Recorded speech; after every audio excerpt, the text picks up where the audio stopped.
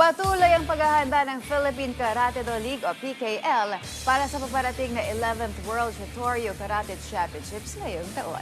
May ulat si Bernadette Tinoy. Mahigit sa 50 karatekas ang nakatakdang sumalang sa 11th World Shitorio Karate Championships ngayong September 25 hanggang 27 sa Yokohama, Japan.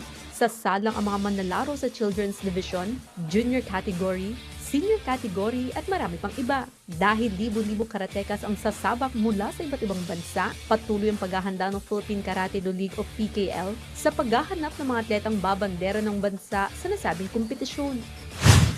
This is a historic milestone for the Team Philippines or PKL and Team Philippines since this is the World Shitorio Championship na aside to sa very prestigious siya, aside to sa sinasalihan siya na iba't ibang countries, around 50 plus niya, na most of the other countries are part of the national team.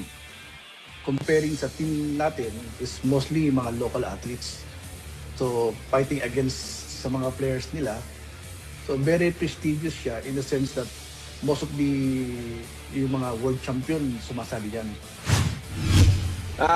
We select our players through series of tournaments, and syempre during their training doon pa lang sa kanilang mga dojos, so nire-ready na sila. We are conducting local and national competitions.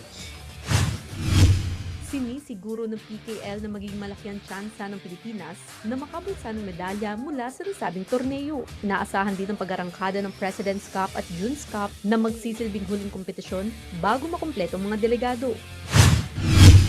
Some events naman, formerly Asian and World Tournaments naman nakaka-place naman tayo, no?